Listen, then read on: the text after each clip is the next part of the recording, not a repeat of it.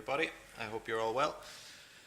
It's that time of year again, and so An Post TV License Services, designated activity company 98788, have begun sending around their demands for payment. I like to call them spam, or some prehistoric paper version of spam, but nonetheless this seems to work on people who are agreeable, who are ill-informed. It tends to work on people who are easily intimidated, and it tends to work on people who are vulnerable. And that's very unfortunate, and so I hope with these videos we can educate people and make them realize that they do not have to contract with this private company, no matter what type of deceptive language they use. They are a private company at the end of the day. So I sent them back this letter. Dear Jim Brady, I refer to your letters which were delivered to me November 2017, December 2017 and the 3rd of October 2018. I go on to explain that as I live in a correctly unlicensed property, TV's license services cannot possibly have any evidence of an offence under the Broadcasting Act 2009 committed at my address. That being the case, TV Licence is unjustified in continuing to send me menacing and legally deceptive correspondence and demands for payment. In the impossible event that TV Licensing has evidence of an offence being committed at my property, then it should go ahead and start the prosecution process. And I go on to explain that all correspondences and unsolicited visits will continue to be recorded and documented as evidence of harassment. So this notice, then, which I provide them, I ask them to please read the following notice carefully before responding. It's a notice, it informs you, and it means what it says. The following notice offers a conditional agreement. It is important that you, J. Brady, consider and respond to the offer in substance, which means actually addressing the points raised herein. The nearest official form will not suffice and is consequently likely to be ignored by myself without any dishonour on my part. On the other hand, there's a time limit on the agreement being offered. It is reasonable, and if it runs out, then you and all associated parties are in default, removing any and all lawful excuse on your part proceeding in this manner.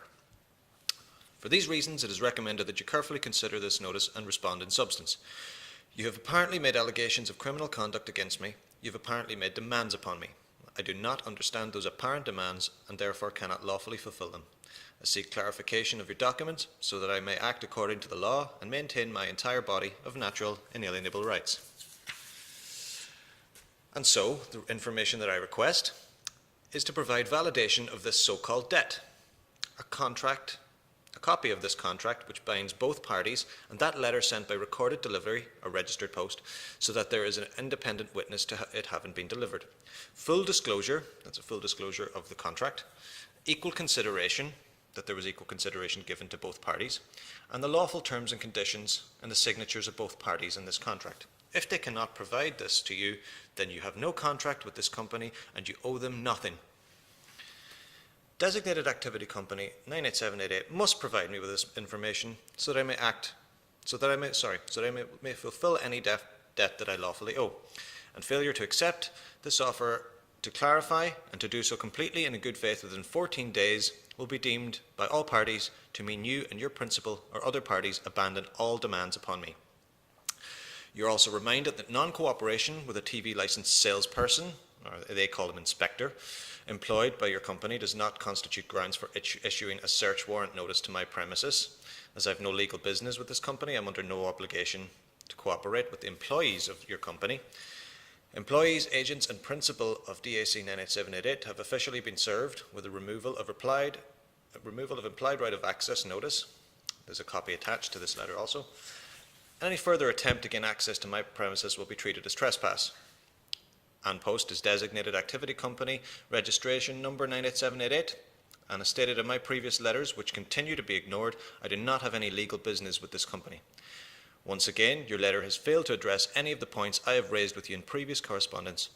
Since I have no legal business with DAC 98788 and do not wish to avail of its TV license services, its continued correspondence with me is unjustified and constitutes harassment. You, Jim Brady, have been informed of this in previous letters, yet your correspondence persists.